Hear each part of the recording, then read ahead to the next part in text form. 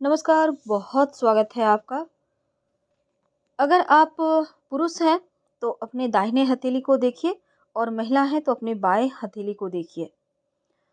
अगर हम पाल्मिस्ट्री की माने, तो देखिए अंतिम निर्णय तक पहुँचने के पहले दोनों हथेली को ज़रूर देखना चाहिए, तब जाकर आपको 100% इसके उत्तर मिलते हैं। तो सबसे पहले जानते हैं आपके लाइफ़लाइन जीवन रेखा के बारे में। जीवन रेखा जितनी साफ-सुथरी लंबी हो, माना जाता है वो करीब 100 वर्ष की पूर्ण आयु को प्राप्त करता है, यानी 100 वर्ष जीता है। और लाइफ लाइन यानी कि जीवन रेखा की बनावट यह तय करती है कि आप कितने स्वस्थ रहेंगे। दूसरी रेखा होती है मस्तिष्क रेखा। मस्तिष्क रेखा मानसिक मजबूती को दर्शाता है, आपकी सोच को दर्शाता है, कितना पॉजिटिव रहेंगे, कितना अच्छा बोलेंगे, कितना अच्छा निर्णय लेंगे, डिसीजन लेंगे। इसके बाद नंबर आता है मस्तिष्क रेखा का। मस्तिष्क रेखा लंबी हो तो मानसिक रूप से काफ़ी मजबूत होता है। ऐसे लोग विषम परिस्थिति में घबराते नहीं, डटकर मुकाबला करते हैं। और मस्तिष्क रेखा, जिसको हम हेडलाइन भी कहते हैं, ये आपके हृदय और आपके प्रेम संबंध को बताता है, हृदय के संचार को बताता है। और शास्त्र में हृदय रेखा को कहा गया है कि शनि या गुरु के पर्वत तक पहुंचती हुई दिखाई दे हृदय रेखा, जिसको हम कहते हैं। लेकिन शनि के पर्वत तक समाप्त हो जाए और गुरु के पर्वत तक जाए, दोनों का अलग फल मिलता है। अब देखिए, आपकी हथेली की जो सबसे छोटी उंगली है, उसके नीचे विवाह की रेखा होती है। तो विवाह की रेखा के बारे में कहा जाता है, जितनी लंबी, गाढ़ी, मोटी होगी, उस उम्र में विवाह होने की संभावना ज़्यादा होती है। और वैसे बहुत सारी रेखाएँ हैं, तो कई बार आपने देखा होगा बहुत से लोगों को बचपन में भी शादी होता है, तो मान के चलिए कि उस उम्र में आप चाहें तो आपका विवाह हो सकता है। छोटी उँगली के ठीक नीचे होती है संतान की रेखा। और संतान की रेखा आप जैसा पिक में देख सकते हैं, तो संतान की ये रेखा है। और संतान की रेखा से आप जान सकते हैं आपके कितने संतान होंगे, कितने पुत्र और कितनी पुत्रियाँ होंगी। ये तो जो सामान्य तौर पर सबके हथेलियों में होता है, इन रेखाओं से हम जानते हैं। इसके बाद आता है आपकी हथेली में भाग्य रेखा। भाग्य रेखा या तो चंद्र पर्वत से आएगी या फिर आयु रेखा के ठीक बगल से निकलती हुई शनि पर्वत या सूर्य पर्वत तक जाएगी। लेकिन एम का निशान भी हथेली में बनता है, हृदय रेखा, भाग्य रेखा, मस्तिष्क रेखा और जीवन रेखा को जोड़कर। तो एम का निशान अगर आपकी हथेली में है, तो आप बड़े ही लकी हैं। एम के निशान के साथ एक क्रॉस का निशान होता है। ये होना बहुत दुर्लभ माना जाता है, अद्भुत माना जाता है। ऐसा व्यक्ति बड़ा ही भाग्यशाली होता है। तो ये रेखा तो अद्भुत है ही। इसके बाद एक और ख़ास रेखा होती है, वो होती है आपका हृदय रेखा का दो मुहा हो जाना।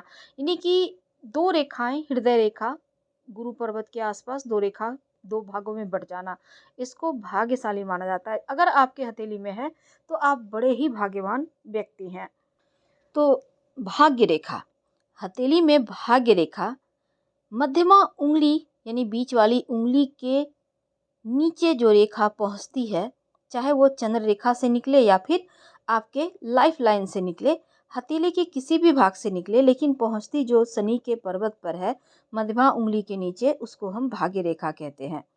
तो शनि को कर्म का क्षेत्र भी कहते हैं और यह भाग्य रेखा तय करती है आपके जीवन में धन संपत्ति कितना रहेगा, धन संपदा किस क्षेत्र से आएगा और भाग्य रेखा कहाँ से निकल रही है। भाग्य रेखा की अंतिम यात्रा शनि ही होता है और यह शनि तक पहुँचता है। अब देखिए, चंद्रमा से अगर निकलता है, चंद्र पर्वत से, तो व्यक्ति का भाग्य दूर में कहीं टिका है, दूर का धन आएगा, ससुराल का धन आएगा, स्त्री पक्ष से धन आएगा। यह निश्चित करता है ये चंद्रमा से निकलने वाला भाग्य रेखा।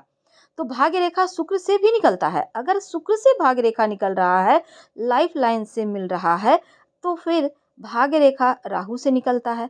ये जहाँ से भी निकले उस पर निर्भर करता है कि आपको धन का आगमन किस स्रोत से होगा और कहाँ से आएगा।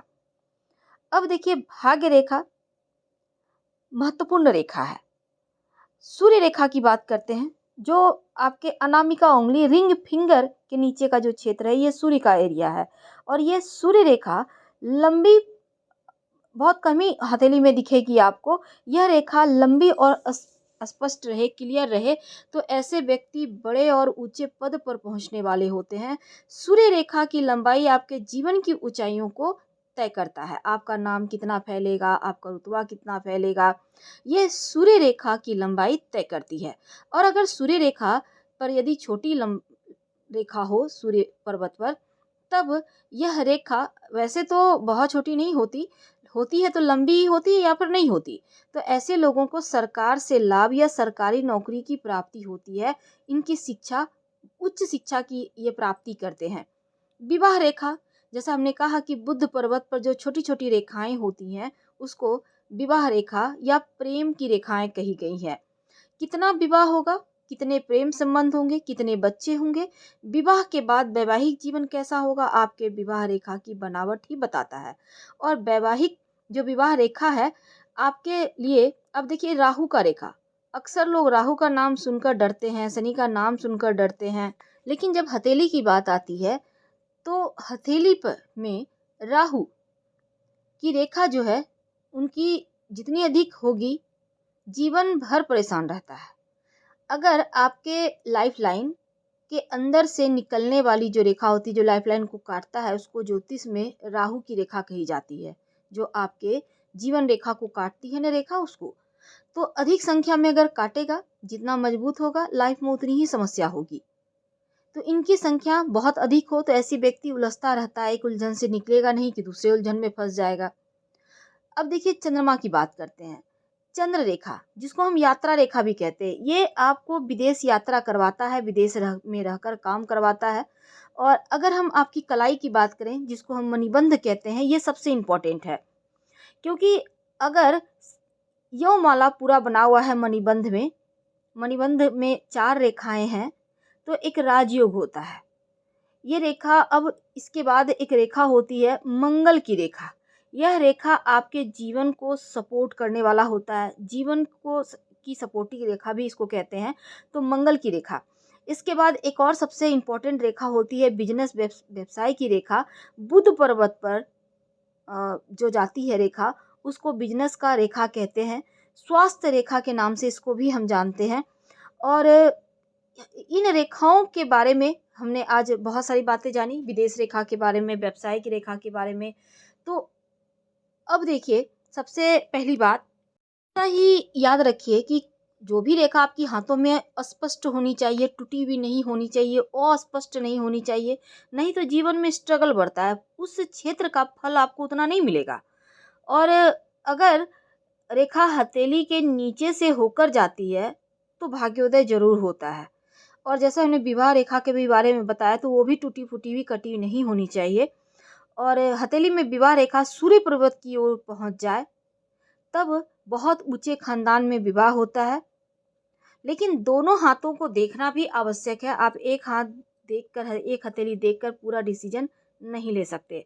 अगले वीडियो में हम फिर मिलेंगे और भी बातें करेंगे। अगर वीडियो पसंद आए तो लाइक कर सब्सक्राइब करें, अपनों से शेयर करें और कमेंट में हर हर महादेव जरूर लिखें। धन्यवाद।